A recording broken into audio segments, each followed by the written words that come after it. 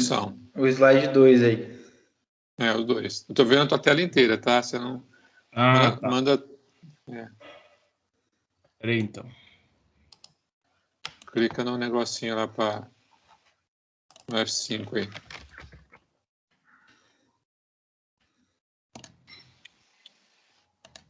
Pronto. Mas agora você tem que mandar compartilhar. Isso. Perfeito. Tá com você já, Rafael. Pode ficar à vontade aí.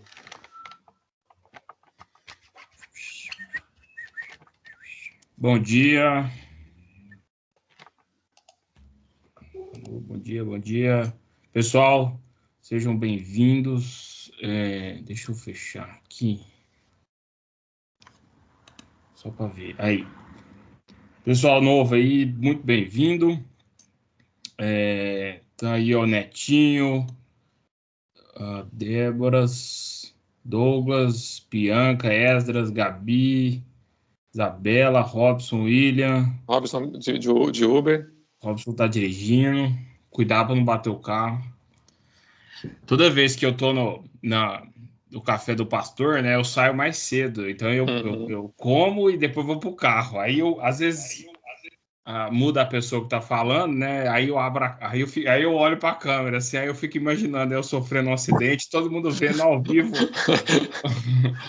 o carro capotando e tal. Sinistro. Então toma muito cuidado aí, quem estiver dirigindo. Quem não estiver dirigindo, estiver num ambiente seguro em casa, pode abrir o vídeo, tá? Não precisa usar máscara, porque o vírus ele é do pulmão, não é vírus de computador, coronavírus. E vamos começar, vamos fazer uma oração para começar. Vou orar. Senhor Deus, obrigado, Senhor, por este dia. Obrigado, Senhor, pela tua palavra. Obrigado pela ceia do Senhor, ó Pai. Amém. Obrigado pelo domingo. Senhor, guarda-nos, ó Pai, neste dia, que estejamos na tua presença. Livra-nos de pecar, ó Pai. Abençoa-nos por meio do teu Espírito no estudo da tua palavra, em comunhão todo o dia. De agora, desde cedo, até a hora do culto, encerrando o dia, Deus. Seja tudo para a tua honra e para a tua glória. Em nome de Jesus, amém. Amém. Aí, beleza. Bom, sejam muito bem-vindos aos novos participantes. Estão participando pela primeira vez. É uma alegria tê-los conosco. É uma pena estarmos online, não estarmos lá na nossa sala, os nossos bancos estofados, e com o ar-condicionado pingando, mas Poxa. vai vir e vai chegar o dia, a gente vai voltar para lá e a gente vai se reunir pessoalmente, está chegando a hora. Bom, deixa eu compartilhar. Hoje, nosso livro é o Desigrejados, a nossa apostila que nós estamos estudando. E nós hoje vamos para o capítulo 2, tá? Quem deu uma olhadinha aí durante a semana vai ser bem útil. Quem não olhou, tudo bem. Mas vamos olhar para a próxima semana, tá? Bom, vamos lá. Hoje, o capítulo de hoje, capítulo 2, é chamado Nosso Compromisso com os Membros da Igreja? Não. Nosso compromisso como membros da igreja. Eu ressaltei isso porque é tão fácil errar, porque eu li, eu escrevi e depois eu falei, tem uma coisa errada aqui. Então, não é o nosso compromisso com os membros, como membros, porque nós somos membros. Hoje nós vamos falar sobre a estrutura organizacional da igreja. E aí o capítulo caiu para quem? Para o administrador. Aê! Adorei. Na opinião de vocês, qual é a importância da estrutura organizacional da igreja?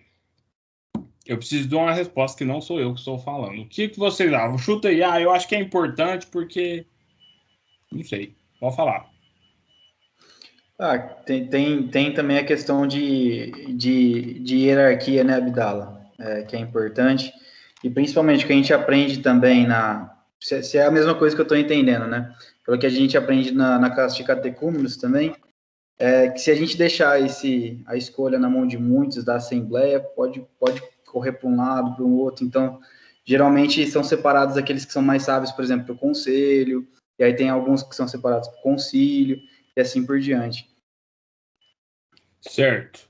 Então, o processo ajuda é importante por causa do processo decisório, de certa forma. Entendi. O que mais? Por que a gente tem a Igreja Presbiteriana, por exemplo, organizada em Supremo Concílio, Sínodo, depois a Igreja, os presbíteros, os diáconos, as sociedades internas. A sociedade interna tem a diretoria, aí tem presidente, vice-presidente, tesoureiro, secretaria, tem a secretaria da Igreja, tem tesouraria da Igreja. Acho que Tem ata para preencher. Acho que o ponto são as funções, né? Cada uma tem uma função pré-definida, né? Acho que é esse o ponto que... Certo. Tá, tudo bem. Foi muito comum, assim, na década passada, 2000, né? Olha o idoso falando. Os anos 2000 aí, ou vamos pôr assim, o declínio teve o auge, né, do movimento pentecostal. Aí, quando teve um pouco do declínio, assim, eu escutava muito... tinha muitos conhecidos de outras igrejas, uma crítica à igreja presbiteriana muito pela essa estrutura organizacional, sabe? E aí era aquela época que tinha aquele movimento de a igreja somos nós, né? As árvores somos nós e tal, e a gente se reúne aqui e é Jesus e é isso aí e tal. Eu via muito isso, né? Tinha muito crente, a igreja somos nós, né? E tem o seu ar de verdade, mas a crítica que estava ali colocada era muito grande contra a estrutura da igreja. Você me lembrou uma historinha, Rafael, rapidinho, não quero estar para outra aula, mas o pastor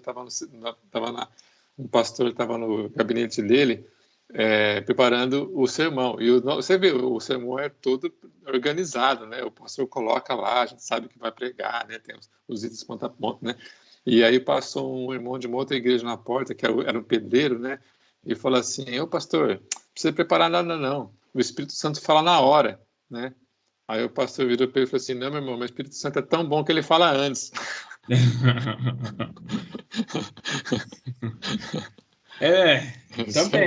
Também é uma demonstração de organização e estrutura. Uhum. Tem aquele exemplo, por exemplo, eu lembrei, né, nem a lição nem aponta para isso, que é Moisés e Jetro, né? Pensa, a situação é a seguinte, né? Moisés pega lá 1 milhão de pessoas e fala: vamos para o deserto, vamos para Israel, para a Terra Prometida. Só que é o seguinte, é muita gente. 400, acho que era mais ou menos isso, né? Acho que uns 400 ou 500 mil homens, mais as famílias, né?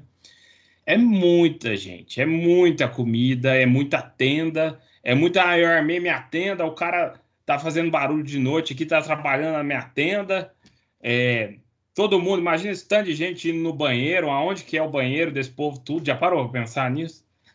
E aí e tudo caía na mão de Moisés, sabe? Ó, barulho de madrugada, largaram a sujeira aqui na frente da minha tenda, divisão dos bens, a minha filha é noiva do cara lá, mas o cara lá não tá nem aí, como é que faz? E tinha as questões da igreja.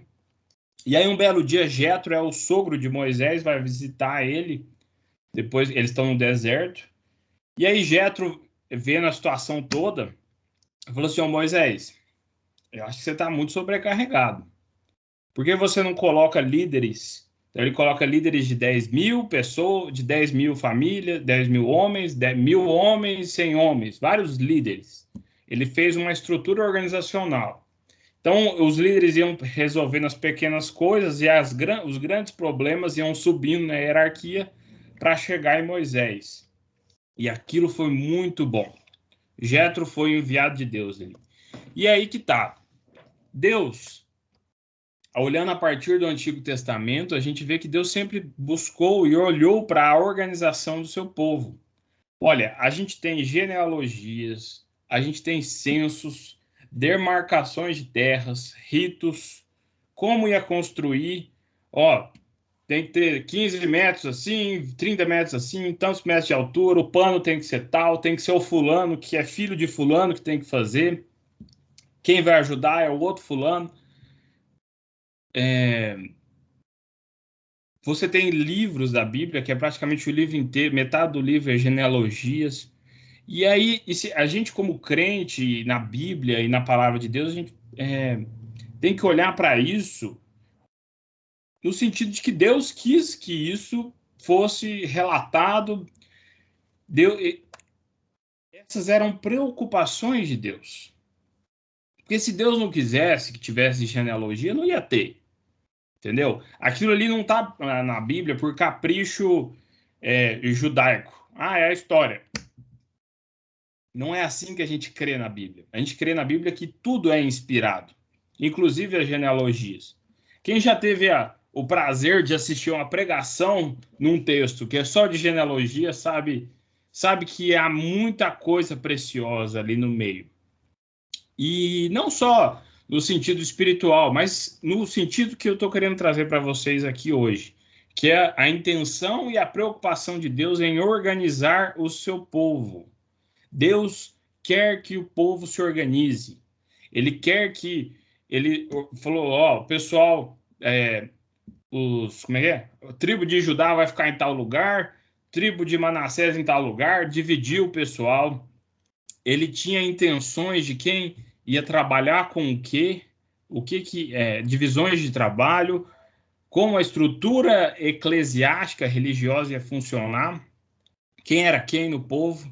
Isso tudo chama a nossa atenção para elementos organizacionais da nossa igreja local.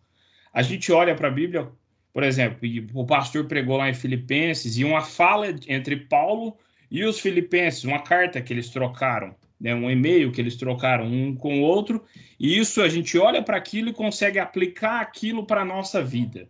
Da mesma forma, a gente consegue olhar para essa organização do povo de Deus e aplicar isso para a nossa vida, na nossa igreja local.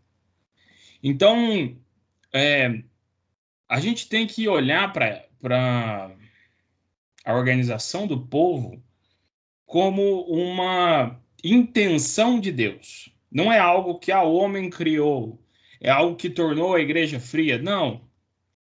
É uma intenção de Deus. Deus é organizado.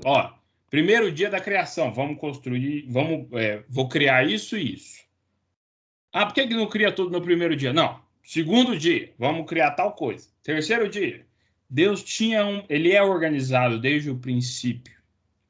E esses são elementos que ele implica no seu povo, implica na sua igreja, implica na forma como ele organiza a própria fé, como a gente acredita.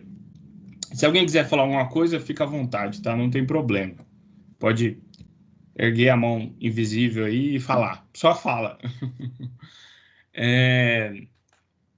E isso também é no Novo Testamento. Você tem dividir em 12 apóstolos, você tem coletas de ofertas que tinham que ser organizadas. Você tinha uma pessoa, no caso era Judas, que ficava só por conta de ficar ali com o dinheiro. Então, ele recebia, ele teoricamente tinha que fazer um relatório, teoricamente vamos imaginar, ele tinha esse cargo, vamos pôr assim. E depois com os apóstolos, você tem as igrejas, os diáconos, os presbíteros, uns para professores, um para pastores, uns para diáconos. A gente vai ver isso mais para frente. Por quê? Por que a vida organizacional da igreja é importante? Não só como preocupação de Deus, mas porque a vida em comunidade local, ela exige mais. Entendeu? A gente não se reúne só para ouvir. A gente não se reúne só para receber. É por isso, por exemplo, que semana passada a gente teve recepção de membros. Esse pessoal que foi aqui também está aqui participando da aula, Um pensamento que não entende a igreja como uma comunidade local, não precisava virar membro. Falou assim, eu vou só ouvir e é isso aí. E aí Deus me abençoa, a igreja somos nós. Mas não, por que alguém se preocupa em estudar, de se cadastrar, de fazer parte, de querer se envolver? Porque não é só uma igreja no sentido... Acho que vocês não estão me vendo, né? Aparece só a tela ou aparece eu tô vendo você, sim. Legal.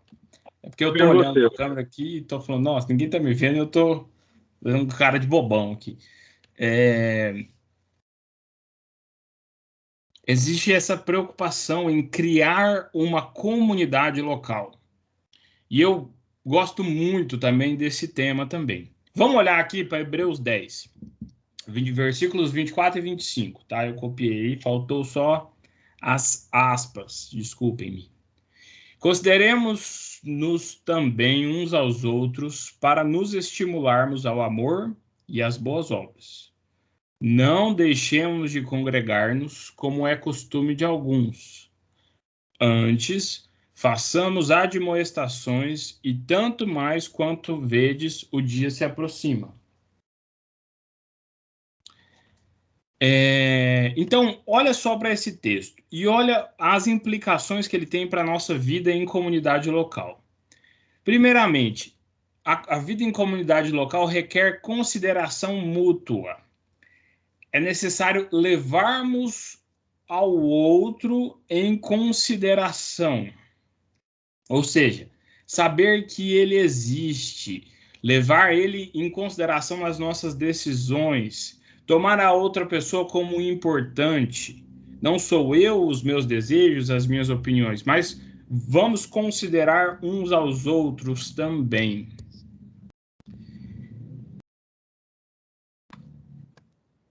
A comunidade local requer estímulo do amor e das boas obras.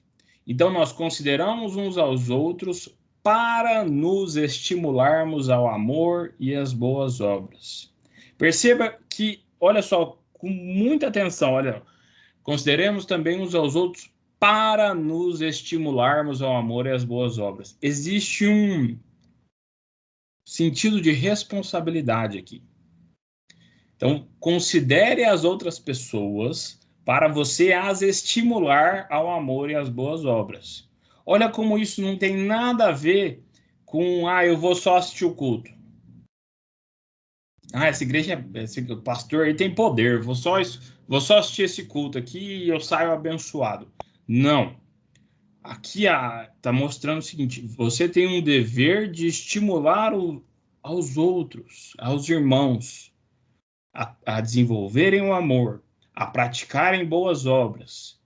Então, viver em comunidade local requer este estímulo, essa preocupação com a vida espiritual do outro. E aí que está. Não deixemos de congregarmos, como é costume de alguns. Antes, façamos admoestações, e tanto mais quanto vedes, o dia se aproxima.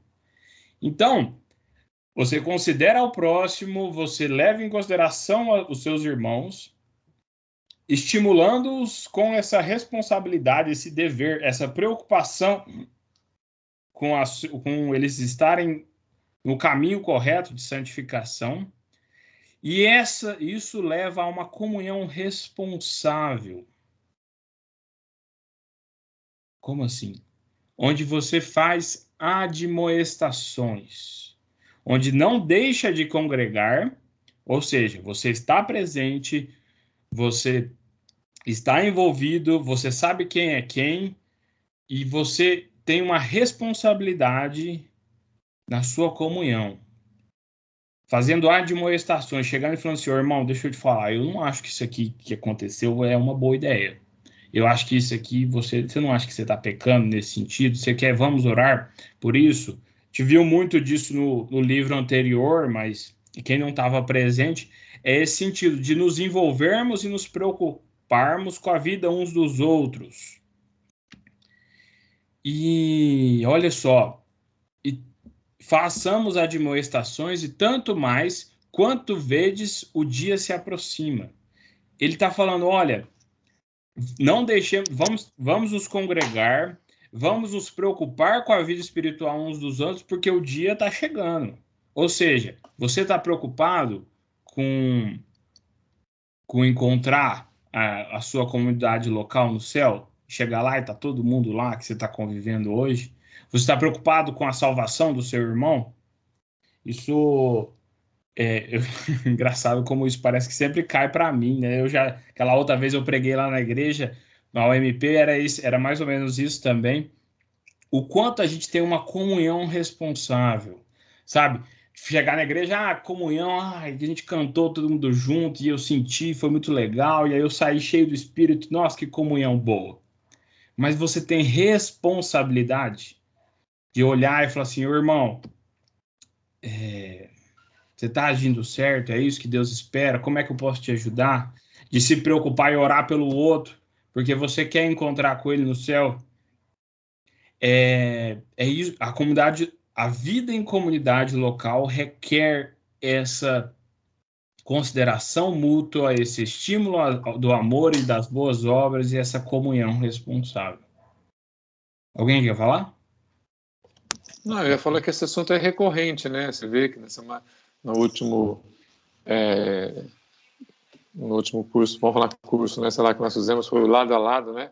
A gente falou bastante, esgotamos esse assunto, né? E dá para falar muito sobre isso, bastante sobre isso. A partir do momento que um membro sofre, todo o corpo sofre. Então, tem vários textos bíblicos que falam sobre isso. Mas ficando dentro do que você está falando, para não sair muito, a questão de motivação dos outros, ela é essencial, você motivar as pessoas, principalmente nessa época de pandemia. Por isso que a gente fala bastante, desanima não, vamos lá, nós estamos com 16 pessoas na sala hoje. Por isso que eu fico brincando com vocês, vamos lá, gente, vamos entrar, né? Eu falei que hoje ia ter dicas sobre os solteiros, encheu a sala, tá vendo? Mas é assim, motivar as pessoas a participar, entendeu? Vamos lá, gente, não desiste não, vamos orar, não para não. Então é assim, eu acho que a nossa vida é isso aí, não é só sobre a gente, é sobre a igreja, sobre os outros também. Ô Douglas, ô Rafa. Ô Robin. Um aspecto assim que eu vejo que muitas vezes a gente negligencia, até pela nossa tradição, né, mais conservadora, é o agir espiritual que existe nessa comunhão. Quando a gente vê, por exemplo, o Salmo 133, né, que é bom, agradável estar unidos os irmãos, e ali o Senhor ordena a sua bênção. Então a gente crê que existe um derramar de Deus que age de forma espiritual, que nos alimenta, que nos fortalece. É lógico que todo esse aspecto é verdadeiro e é espiritual também, nesse sentido da gente estar compartilhando, falando, motivando um ao outro, mas existe algo assim, de forma que a gente não que provém, né, que advém do próprio Deus de uma forma assim muito muito superior, né, muito sublime, né, nessa comunhão, no estar junto.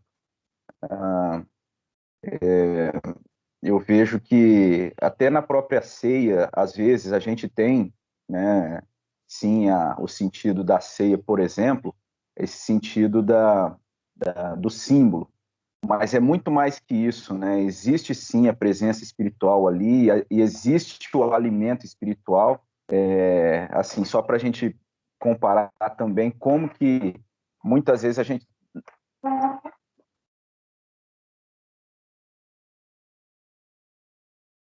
Alô? travou aí, né? Não, estamos ouvindo você, sim. Então, não, mas era só assim para usar também o sentido da ceia, como que existe essa ação da alimentação espiritual. Era só esse ponto aí. Beleza. Não exatamente. A gente É um tema recorrente, não Pessoal, pode continuar que minha rede aqui está ruim. Eu vou tentar conectar de outra forma. Tranquilo. Não por acaso esse tema tenha aparecido. São os nossos tempos, né? De cultos online, sem programações presenciais. Isso ressalta uma preocupação, né? Fala, putz, eu não estou vendo aquela pessoa, será que ela está bem? Será que ela está orando? Será que ela está lendo a Bíblia? Bom, vocês estão vendo meu vídeo aqui? Alô? Estamos sim. O slide? Beleza.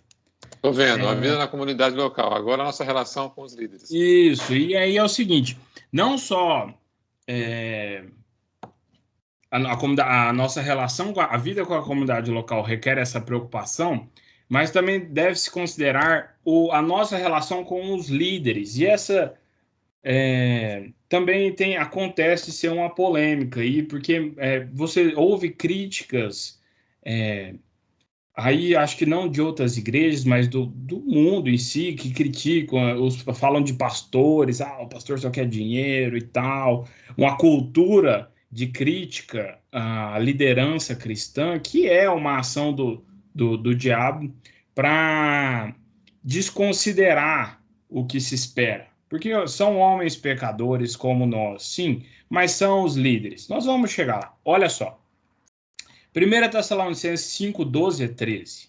Agora vos rogamos, irmãos, que acateis com apreço os que trabalham entre vós e os que vos presidem no Senhor, e vos admoestam, e que os tenhais com amor em máxima consideração, por causa do trabalho que realizam. Vivei em paz uns com os outros. Aqui Paulo está orientando que o povo de Deus, o povo da igreja de Tessalônica, tenha apreço e acatassem os seus líderes em máxima consideração, em amor. E nós devemos esse respeito, essa consideração aos nossos líderes. Na nossa igreja, isso demonstra-se em quem? Nos pastores e presbíteros, né? Nos nossos presbíteros. Por quê? Porque é isso que Paulo está nos orientando aqui, e também devido a essa beleza funcional da estrutura organizacional, onde uns são chamados para nos liderar e nos guiar, a gente acredita e confia no agir do Espírito Santo na vida deles, e somos ovelhas, aceitamos ser ovelhas. Isso é algo que eu, às vezes, quando chega a oportunidade, eu gosto de falar isso. Você é ovelha, você se esforça para ser ovelha, porque a ovelha, por que é ovelha e não, eu sou gado, né? Porque qual que é a diferença? Assim, a ovelha, ela é extremamente passiva, ela aceita. O carneiro, a ovelha é um animal dócil, e a relação com o pastor é uma relação de paz. É um animal que foi extremamente domesticado, que aceita o pastor e tá tudo bem. E é por isso que assim a pessoa chega na igreja, mas não aceita uma crítica do pastor, acha ruim uma pregação que é uma pregação que cutuca na ferida, né? Não direto para você, mas é para a igreja inteira. Mas aí cutuca na ferida, você fala, onde já se viu esse pastor falar isso e tal?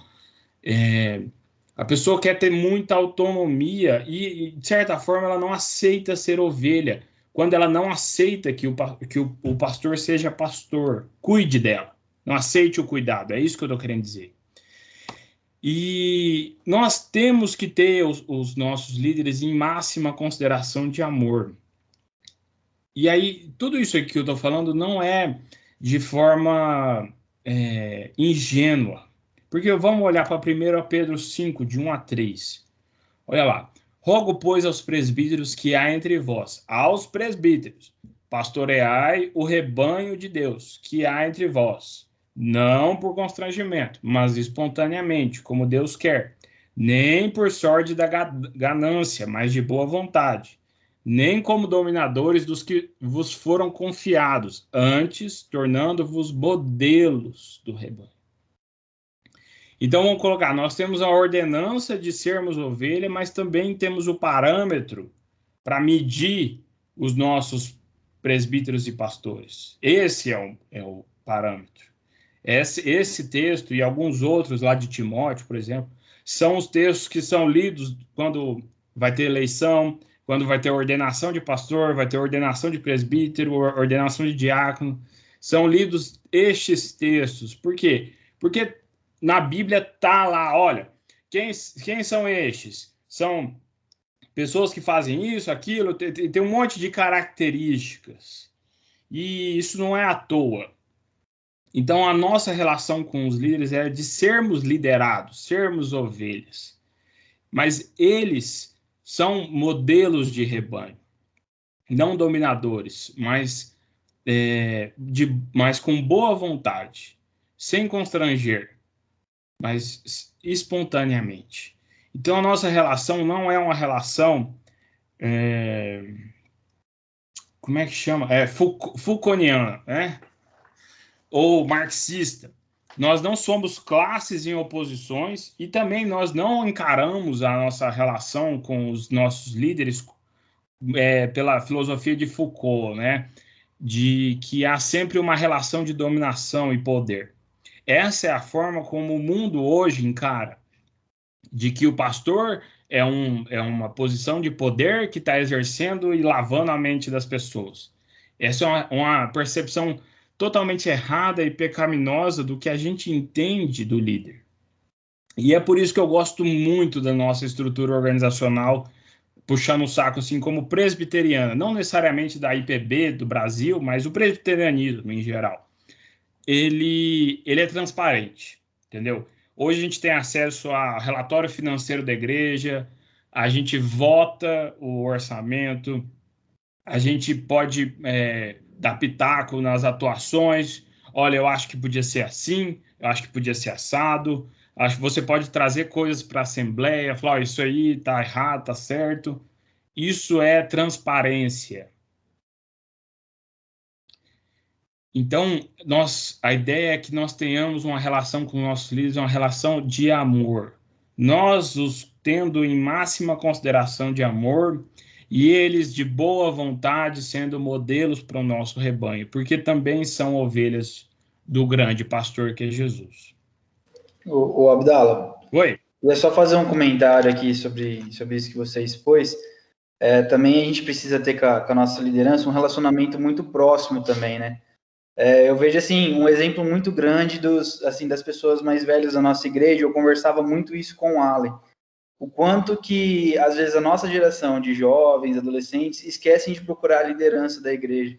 Para a questão de orientação, em relação ao que passa, isso é extremamente importante, porque esse cultivo que começa lá de trás, ele se reflete lá na frente.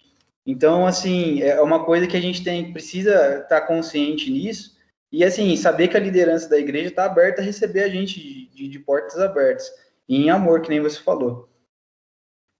Amém. É isso mesmo. Também. É ser ovelha, né? Lógico. Você se colocar numa posição de ovelha. Olha, eu preciso. E lá tem essa estrutura. Eu preciso ser liderado. Né? Alguém ia falar? Não, eu posso falar rapidinho, que é o seguinte, esse assunto é empolgante, né, eu acho. Para mim, pelo menos é. Há uns anos atrás, alguns anos atrás, a gente viveu alguns momentos muito difíceis na igreja, nossa igreja. Eu acredito que o jovem, ele é o adolescente, ele é o revolucionário, aquele que tem ideias boas, e as ideias nossas geralmente é melhor do que a dos outros, né? E a gente luta muito por isso, muito forte com isso, né? E muitas vezes existe conflitos dentro da igreja, os mais novos contra os mais velhos, né? E isso é um grande problema, né? E eu já vi isso acontecer. Mas, felizmente, isso no nosso contexto hoje não ocorre. Eu não vejo isso. Eu vejo uma igreja muito abençoada, sendo sincero com vocês, tá?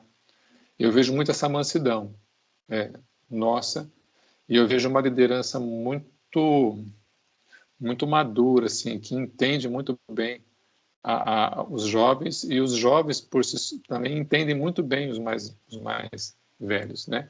Há críticas, tá? Mas a gente vence as críticas. É uma democracia, como, né, até você quando falou, Abdala, vem à minha cabeça. É uma democracia. A gente pensa diferente, mas a gente entende que a gente é voto vencido muitas vezes. E a gente segue, né, para frente. Eu gostaria que fosse assim, mas tudo bem, é só uma opinião minha, vamos seguir para frente. Eu gostaria, por exemplo, que a gente comprasse o terreno do lado aqui para construir a igreja. Mas não comprou, tudo bem, não tem importância, vamos lá. Então são coisas assim que acontecem, mas nós votamos. A maioria escolheu, eu gostaria do pastor tal, mas ele foi... Então são coisas assim que acontecem na nossa democracia, né? E eu acho que isso é muito salutar. Mas o fundamental é que as coisas acontecem porque a igreja ora, tá? Porque a gente ora. Sem oração a coisa perde o controle, entende? Então a gente tem momentos de paz, a gente tem esses momentos porque a igreja ora. Então se a gente ora, Deus, as coisas acontecem, entende? É isso que eu entendo hoje. Isso para mim é muito evidente. Sim, com certeza. E orar é uma característica de preocupação com a igreja. Assim, claro, você está demonstrando que você acredita, que você confia em Deus, que você espera que melhore. Você confia. Orar é uma ação de fé, né? Você pede, Deus, se possível, ajuda nisso. E aí você espera, é isso. Então, quando nós oramos pela igreja, nós estamos demonstrando essa preocupação com a nossa comunidade também. E isso efetivamente se transforma em bênção também. E aí que tá. Também devemos levar em consideração... Cadê? Não passou. Agora passou. A nossa ação abençoadora na comunidade local.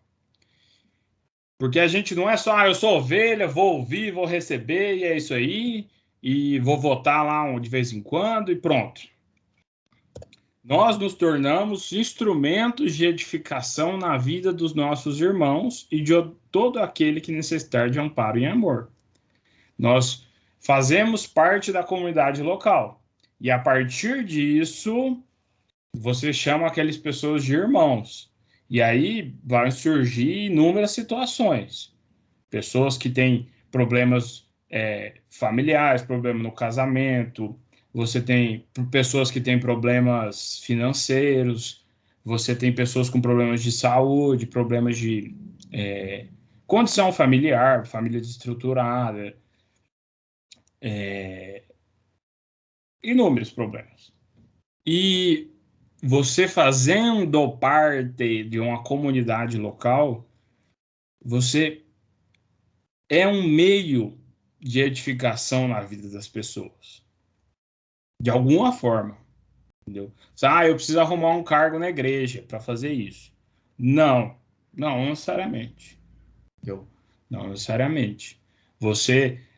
Algo que faz muita diferença, mas muita diferença, são amizades entre famílias, entre grupos de pessoas, né?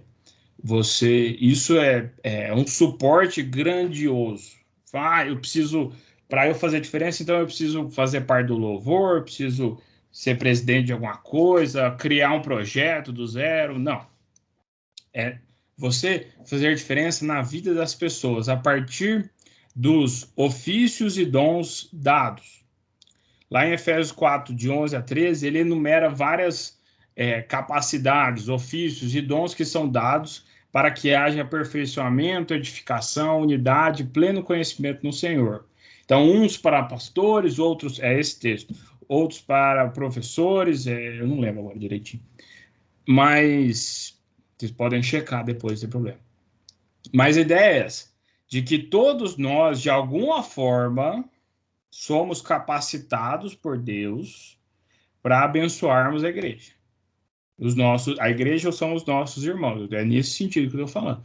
Pode ter certeza. Rafael, mesmo tímido, mesmo sem conhecimento vasto teológico, você tem características e capacidades que são abençoadoras. Fala, Douglas. Tem uma coisa que eu fiquei sabendo na semana passada que eu fiquei emocionado, cara. Sério mesmo, fiquei muito emocionado. Tem uma irmã na nossa igreja, vocês vão descobrir uma hora ainda quem que é. Não vou falar o nome dela, não. Mas sabe o que ela está fazendo, cara? Ela pega as pessoas que estão enfermas e doentes e vai na casa delas fazer faxina para elas. Legal. Ela vai lá e limpa a casa da pessoa. Ela está fazendo isso. Olha só que coisa, cara. Interessante. Legal. Então, entendeu? Ela tem cargo, tem diretoria, é um ministério, ela pediu autorização. Não, entendeu? É claro, dependendo do tamanho do negócio que você quer fazer, você vai precisar de pessoas, vai precisar dos diáconos, vai precisar do OMP da vida, não sei. Mas também, pessoalmente, a gente faz diferença na vida dos outros. E é em tudo mesmo, tá? O Silas entrou na sala? E o... Não, né? Entrei, tô aqui. Aí, ó, vai ouvir sim, agora. tá aí. Aí. Por exemplo, quando a gente... quando nós vamos fazer... Nós viemos para cá, ano passado, e foi transferir o seguro do carro, aí tem várias pessoas que vendem seguro na igreja. Aí eu fui falar com o Guerra e tal, ele trocou uma ideia. Então, assim, ele foi extremamente prestativo para mim e falou, olha, eu estou querendo fazer o maior número de contratos dentro da igreja. Mesmo que sejam maus contratos, não tão bons para mim. Isso é uma decisão financeira dele, não interessa nada, ele também não é melhor por causa disso. Mas o que me chamou muita atenção foi a intenção dele, entendeu? De criar, de se disponibilizar, de orientar. Porque não é só, vou fazer um contrato, é um processo de orientação também. E ele foi muito instrutivo para mim, que nunca tinha feito contrato de seguro de carro, entendeu? Então, os irmãos que têm aí loja de computação, para dar um desconto numa memória SSD nova, como o Silas, entendeu? Fica a dica aí, ó. Você entendeu o recado, né, Ciro? Mas não foi nem recado isso. Pessoal, mas não é só nesse sentido também, entendeu? De financeiro, por exemplo, ou de a gente se ajuda aqui nas relações profissionais. Mas nós usamos os nossos ofícios e dons para a igreja e somos também abençoados pessoalmente.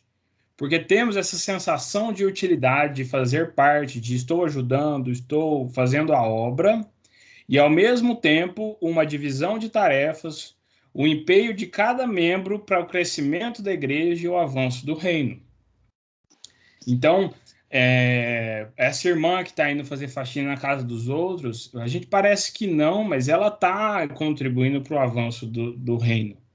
Porque são pessoas que estão doentes, que tem uma coisa a menos para se preocupar e num momento de fragilidade, agora podem se ocupar de outras coisas. Né? Quando a gente distribui cesta básica para quem está desempregado nessa situação financeira que está acontecendo, a gente está contribuindo para o alívio humano, mas a gente está contribuindo para o avanço do reino de Deus. Quando você demonstra esse amor entre irmãos e também você alivia mentalmente a ansiedade, a preocupação de uma família. Isso vale para tudo. Sabe, eu não sei fazer nada. O pessoal aqui é o MP, mais ou menos a idade de faculdade. Quem passou na faculdade aí já pensou em dar aula, tipo, cursinho para alguém, entendeu? Tem alguém que precisa de ajuda na época do vestibular? Vamos criar um grupo de estudo de, sei lá, química. Eu não, né? Mas quem for bom em química aí. Mas, sei lá, entendeu? O que eu quero dizer é o seguinte, que nós temos ofícios e dons que causam, que são ação que podem ser ação abençoadora na nossa comunidade local. E Deus nos capacita nesse sentido. Então, isso vale para quem está aqui ouvindo a aula Escola Dominical faz 5 anos aí e fala assim, nossa, eu acho que eu tenho que fazer a diferença mesmo. Então, tem que fazer mesmo, tá? Mesmo que ninguém saiba. mas você precisa fazer diferença. E para quem chegou agora também, entendeu? Nós estamos aqui reunidos para sermos uma comunidade local, para amarmos uns aos outros, para servir uns aos outros. E servir não necessariamente é você, sei lá, dar uma oferta, não é de uma maneira gigantesca. Às vezes você serve na calada da noite, indo fazer faxina na casa de quem precisa, entendeu? Esse é um exemplo muito bom, Douglas. Entendeu? Ninguém sabe, mas está fazendo muita diferença na vida de quem está recebendo. Pode saber que está fazendo. Quem está de cama e mora sozinho, idoso, nossa, tem alguém que limpa a casa, você evita da pessoa poder se machucar. Nossa, gostei desse negócio aí. Bom, conclusão. A igreja é marcada por estrutura e processos organizacionais. Isso é desde a intenção de Deus, manifesta e visível no Antigo Testamento, na organização da igreja primitiva a partir de Jesus e dos apóstolos no Novo Testamento. Isso é meio abençoador na nossa igreja hoje, aqui. Cada membro deve envolver-se com a sua comunidade, congregando, não deixemos de congregar, lembra lá?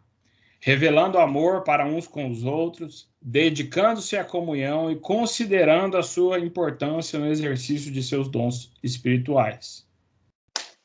E aqui as suas capacidades também, né? Eu acrescento. Então, aqui é só assim, brevemente, o que a gente falou hoje. Então, cada membro deve envolver-se com a sua comunidade, congregando, revelando amor, dedicando-se à comunhão e considerando a sua importância no exercício dos dons espirituais. E aí, para provocar mais um pouco, o autor traz essas perguntinhas assim. Como tem sido o seu envolvimento com a igreja local? Como a gente pode destrinchar essa pergunta? Você atua em algo? Você está fazendo algo pela comunidade local? Eu não estou falando de cargos, tá? Às vezes a gente faz as coisas sem ter cargos e tudo bem, não tem problema. Melhor, necessariamente. Você tem feito algo por alguém? Eu sou muito amigo de uma outra família e a gente se suporta e sempre se encontra. Beleza. Vocês são vocês são um pequeno núcleo que forma a nossa comunidade local.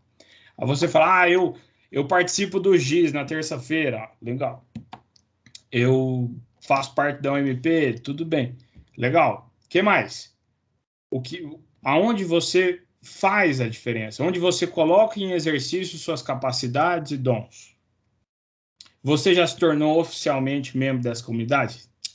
Muitos de vocês aí, pessoal novo, parabéns. Sim, check.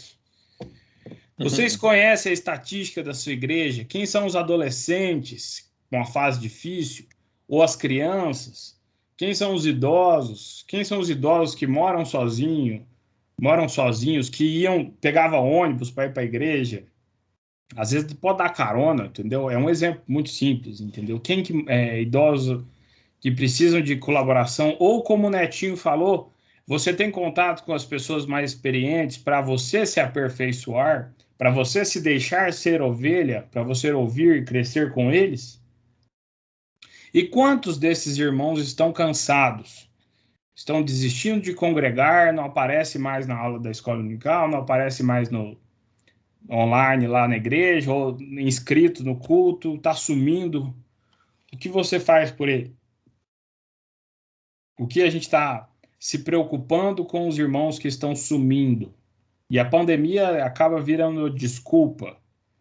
Então a gente precisa se preocupar uns com os outros também nesse sentido. Certo?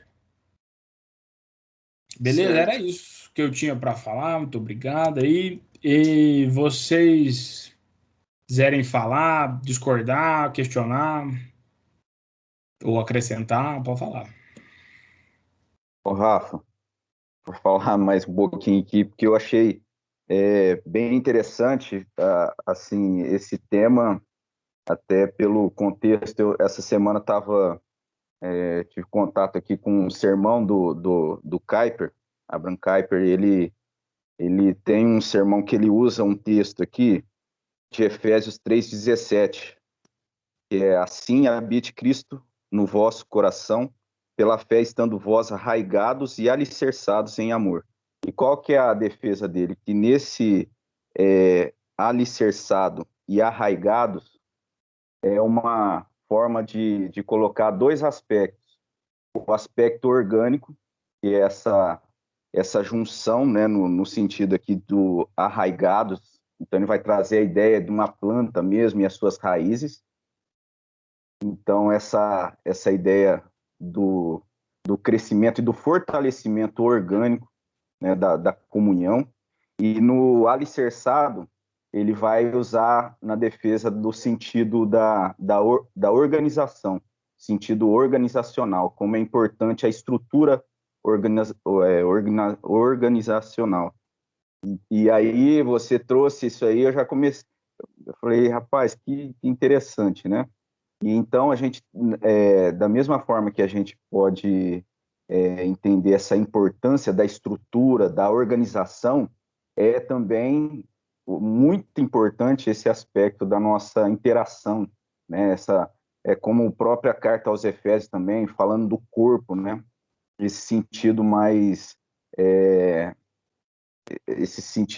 da comunhão, assim, mais da ação de Deus nessa interação, né? Do ajuntamento. E aí, outra coisa que eu fiquei pensando assim no tema, que eu acho que é bem relevante para a gente pensar, que a igreja, eu acredito que vai enfrentar o desafio no sentido assim, como você já colocou aí, a gente já pensou nesse sentido desse momento online. Então, a minha posição, né, não é algo que está sendo discutido ainda, e eu acredito que ainda vai levar um tempo essa discussão, dessa questão do nosso culto, da nossa comunhão online. Se ela é realmente uma comunhão, se o nosso culto realmente é um culto, enfim, eu entendo que sim. Mas aí eles colocam a grande preocupação no caso se a gente entende que existe a nossa comunhão online, que existe o nosso culto online, então depois que voltar, né, as pessoas poderão simplesmente continuar na sua vida e na sua comunhão online e nas suas interações simplesmente online. Só que eu entendo, assim, eu vejo que isso é um equívoco, né? Na verdade, a gente pode sim entender que a gente tem essa comunhão online, porque esse é o momento em que a gente está privado de uma situação, a gente tem algumas coisas que nos impedem, existe todo um contexto específico, então eu entendo que é válido a comunhão, válido, realmente um culto quando a gente está aí, mediado aí pela internet, mas não é algo que substitui, né? Então, a gente deve ainda ter essa noção, né, dessa importância da relação, naquilo que a gente puder nos esforçar ao máximo aí para fortalecer, tanto no sentido orgânico, né, no arraigar, né, a questão da raiz, e tanto na estrutura mais da organização, aí, como a gente vê essa questão do alicerce, e talvez pode ser entendido, né, como a questão mais mais burocrático da organização. Então, eu vejo dessa forma. Eu acho que a gente precisa pensar nisso, porque é algo que a gente vai estar lidando aí, conforme as coisas caminharem, como você iniciou a aula falando, logo a gente vai poder realmente, né, ter a possibilidade de estar junto, da gente valorizar isso quando isso for possível, da gente se esforçar para retomar e incentivar também, né, pessoas que de repente vão entender de uma outra forma. Entender, não, pode continuar online, pode na minha casa aqui tomando meu cafezinho, tá de boa, tá bom. Infelizmente, assim, isso é agora, né? E tem seus aspectos aí de trazer o comodismo, mas não deve ser algo que deve se manter. Assim, eu penso assim, virtualmente, é como se a gente estivesse expressando a mesma alegria de Paulo, recebendo notícias, escrevendo a carta, onde ele escreve claramente a alegria, a comunhão, o amor que ele sentia só em trocar cartas por notícias e o que estava acontecendo e com as mensagens abençoadoras. Porque ele escrevia aquele monte de coisas na carta lá, não era à toa, né? Contando da carochinha. Ele estava dando um ensinamento, uma orientação, um mover do Espírito Santo para abençoar aquela igreja. Hoje, e aquilo era contextual, ele estava à distância, era um pastor à distância, mesmo existindo pastores locais. Contextualmente também, nós temos o meio virtual, mas não deixemos de congregar-nos. Então, quanto mais ou melhor congregarmos, melhor. Se temos a oportunidade de congregar pessoalmente, melhor. Então, a gente tenta segunda-feira já se inscrever para o culto de domingo à noite, entendeu? O mais rápido possível. Por quê? Para não deixar de ir. Porque isso é muito relevante. Mas para mim. Mas se não tiver como, tudo bem. Mas a partir do momento que tiver aberto, não deixemos de congregar fisicamente uns com os outros da melhor forma possível. Porque se a gente for levar ao extremo do virtual, o que o pastor prega é a Bíblia. Ah, então eu vou só ler a Bíblia em casa e tá tudo bem. Então, entendeu?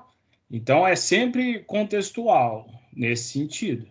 Mas nós podemos ser abençoados virtualmente, como seremos mais abençoados com o calor físico. Mas a igreja se organiza em comunidades locais, em pequenos grupos que são abençoados uns aos outros, que vão abençoando os seus vizinhos e seus bairros, e isso, vários bairros abençoam uma cidade e várias cidades uma nação. É assim que a igreja começou, é assim que a igreja foi na reforma e é assim que nós devemos ser. Comunidades locais que se organizam em igrejas e abençoam localmente, como oração, com ação e com a palavra. Rapidinho, um minutinho só. Eu acho que o nosso maior problema, muitas vezes, é a autopiedade que a gente tem da gente. Muitas vezes, quando as dificuldades acontecem, a gente tem muita dó da gente. E a gente quer que as pessoas ajam e não a gente haja. A mocidade, os jovens, tem uma característica, na minha opinião, de ser muito forte, tá? Muitas ideias, muito pujante a coisa, entendeu? E isso é um benefício que a gente tem que entender e tomar para nós, entendeu? Por exemplo, o que foi feito na Missão Vida, há uns dias atrás, foi fantástico. Então, foi uma iniciativa muito boa e que deve se repetir. Isso é interessante. Para aquelas pessoas que falam assim, eu não tenho dom, eu não sei trabalhar, não vou ser diácono, não vou ser presbítero, preciso de um cargo, como o Abdala falou. Não é necessário, claro que não é. Tem muitas coisas que a gente pode fazer, desde motivar as pessoas a ligar, ir atrás, conversar e participar, por exemplo. E essa participação que foi feita na Missão Vida já foi algo fantástico para aqueles que foram. Tá? Quem não foi, perdeu uma grande oportunidade de se envolver. Tá? Então, eu acho que isso é muito importante. E é disso que nós estamos falando. Ser igreja é isso, não é ter cargo, é você se envolver, você participar, estar lá, presente, entendeu? Motivar, ajudar, tiver que dar aula, vamos dar aula, entendeu? Se não for dar aula, vamos participar da aula então, né? E vamos chamar o povo para ir. É isso, entendeu? Não é necessariamente ter um cargo, tá bom? É você se envolver. O que vai ter hoje? Vai ter um culto online, vou participar do culto online, vai ter uma reunião online, vou participar. Tá? Então, não importa, é o que temos, vamos fazer então, é o que tem para hoje, vamos fazer hoje. Com relação ao culto online, eu acho interessante o que o que o online possibilitou para a gente. A igreja, por exemplo, reunião de oração. Né? Reunião de oração pelo Zoom é fantástico. Fantástico isso. Foi uma ideia, assim, uma sacada, assim, que a igreja começou a orar muito mais, porque é fácil hoje. O Café com o Pastor, por exemplo, é uma coisa que não aconteceria, né, com o número de gente que tem hoje se não fosse um online, né? As reuniões de oração diária, numa cidade do tamanho de Rio Preto, é complicado, convenhamos, né? Uma cidade grande para você ir na igreja orar. Hoje nós conseguimos colocar muito mais gente, mas as pessoas, elas às vezes não entram, porque elas têm, sei lá, têm preguiça às vezes, têm vontade. Eu tenho não estou afim, é muito chato isso, eu não gosto, entendeu? Poxa, né? Mas estamos lá, eu mesmo assim vou me envolver com as pessoas. Então, agora, o culto realmente, eu concordo com o Robson, é algo emergencial, é o que nós temos para hoje, ponto. Mas ele vai passar. E estar ali na igreja, ó, pessoal, você está cantando de frente para uma câmera, como a gente cantou, é complicado. Você ficar cantando, olhando para uma câmera e ninguém atrás da câmera, é complicado. Quando a igreja enche, é outra coisa, é diferente. Ó, é muito diferente, tá? A experiência é outra coisa. Você pode ver que o ambiente muda, o clima muda, é outra coisa. Então, estar ali vendo as pessoas, mesmo que não possa tocar, é fantástico. Então, isso não substitui nunca. Amém. Mais alguém quer acrescentar? Senão a gente vai orar para encerrar. Então, vou orar. Senhor Deus, obrigado, Senhor, por este momento que tivemos juntos aqui de comunhão virtual. Obrigado que à distância, mesmo separados fisicamente, ouvimos e usamos os nossos sentidos, abençoados pelo Espírito Santo, para recebermos do Senhor e da Tua palavra, Deus. Obrigado, porque o Senhor propicia essa comunhão, essa possibilidade, ó Pai, na Tua igreja. Obrigado pela igreja de São José do Rio Preto. Obrigado, a Deus, pelos presbíteros, os pastores, os membros, aqueles que formam e que têm sustentado e abençoado a igreja com orações, ó Pai, com apoio, que tem sido tão abençoadora na vida de quem chega, de quem quer fazer parte, de quem cresceu aqui, ó Deus. Obrigado, Senhor, por essa UMP, por estes jovens, ó Pai, por nós, ó Pai, que estamos aqui juntos com a intenção de buscarmos ao Senhor. Abençoa-nos, ó Pai, e dá-nos, ó Pai, essa visão das nossas capacidades abençoadoras dentro da igreja, ó Deus. Porque há espaço, há possibilidades, que sejamos movidos a abençoar os nossos irmãos com as capacidades, os dons, ó Pai, que o Senhor nos deu. E que haja cada vez mais aqui na nossa comunidade local uma relação abençoadora entre os membros, sustentando uns aos outros, suportando uns aos outros, ó Pai, e trazendo o Teu reino, ó Deus. Amém. Abençoa o nosso domingo, o nosso almoço e o culto de mais à noite. Em nome de Jesus nós oramos. Amém. Amém. Antes da gente se ligar, se você quiser aparecer na foto, você aparece, porque eles estão pedindo para a gente tirar uma foto aqui. Se você quiser aparecer, é agora, hein? Cadê? Olha lá, a bicha até a Letícia apareceu. Então vamos lá, hein? Quando eu falar já, hein? Todo mundo dando aquela risada, hein? 1, 2 e já! Muito obrigado, gente. Deus abençoe vocês. Boa semana. Boa semana. A próxima aula é com o Elias, tá? Bom domingo aí, galera. Grande abraço. Deus abençoe. Amém. Tchau. Tchau para vocês. Obrigado mesmo, gente. Tchau.